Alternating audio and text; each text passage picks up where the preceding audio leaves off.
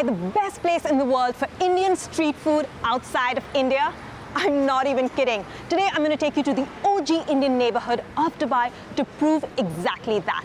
And if you've never had Indian street food, then this video might just change your life.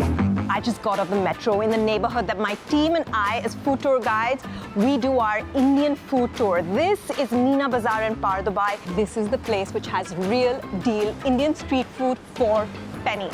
There's literally nothing else like this in the city. My first spot is going to be Bombay Se for a real deal Vada Pav, Mumbai's favorite sandwich. I can smell the chili and the garlic in this. There we go. So I have a little bun with a battered potato and some deadly green chilies on the side that I'll save for later.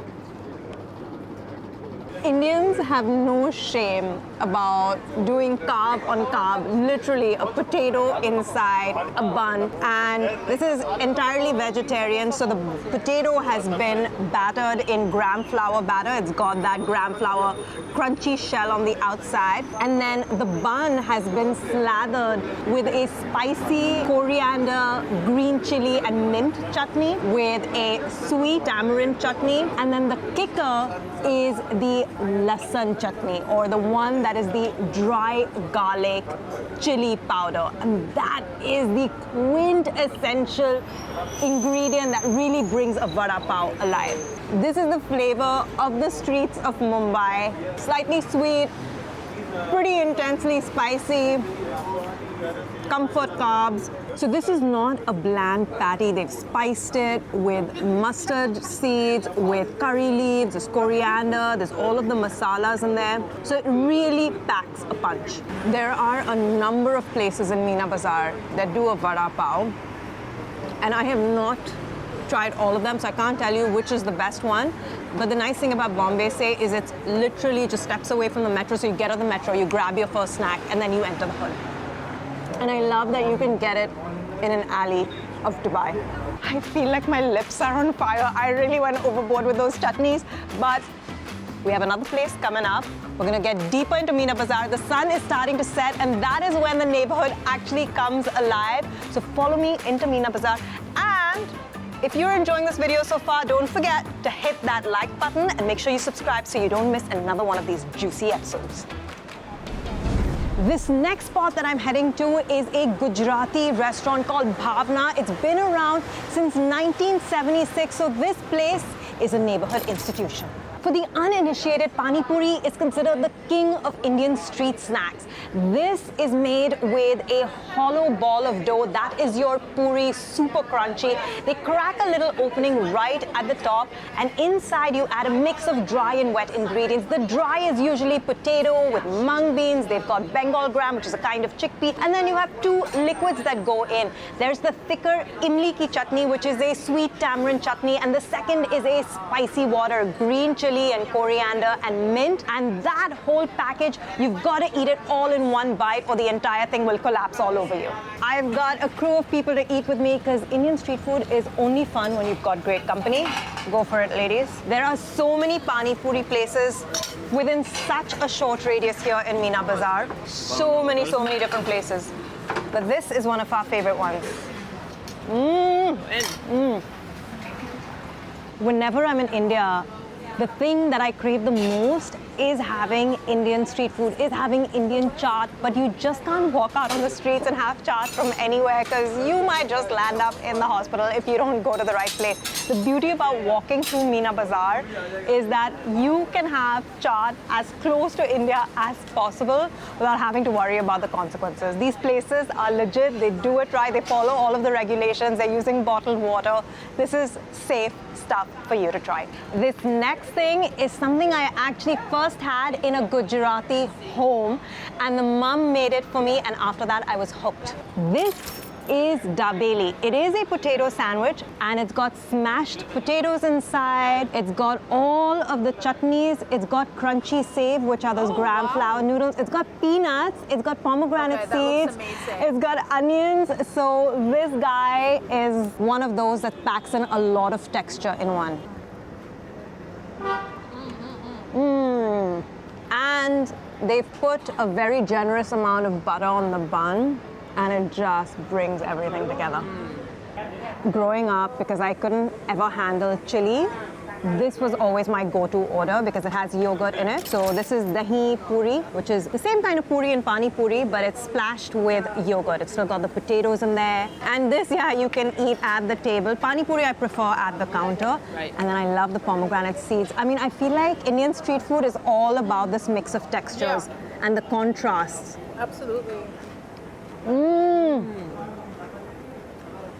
Love it. As luck will have it, one of my favorite places is closed today and I really wanted to show it to you. But the beauty of being in Meena Bazaar is that there are so many alternatives just packed into this tiny radius.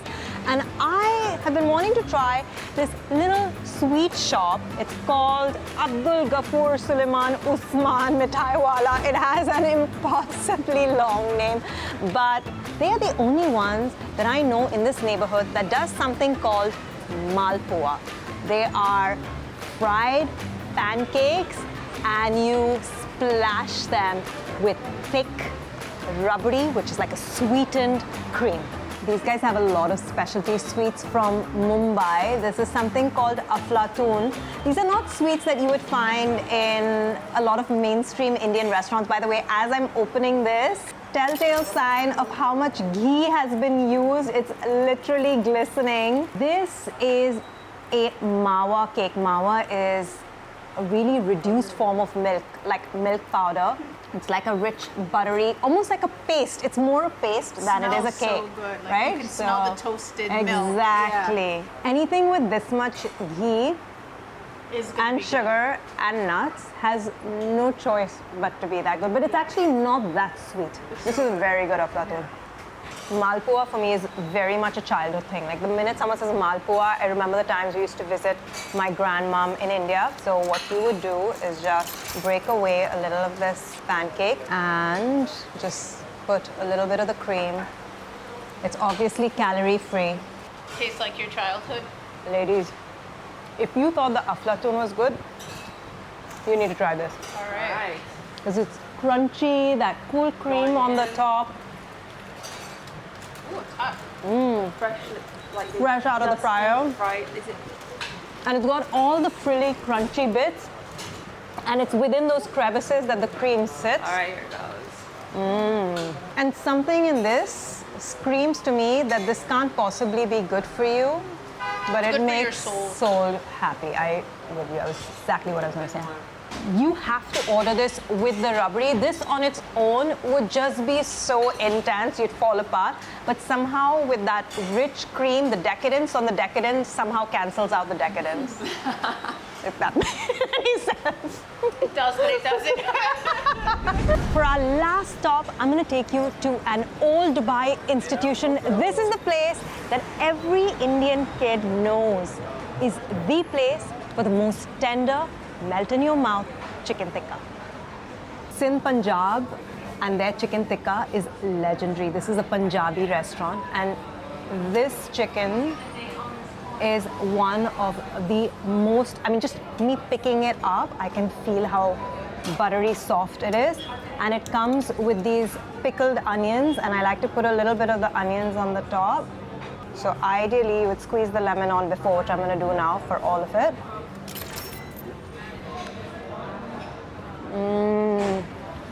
It's so smoky. It's so juicy.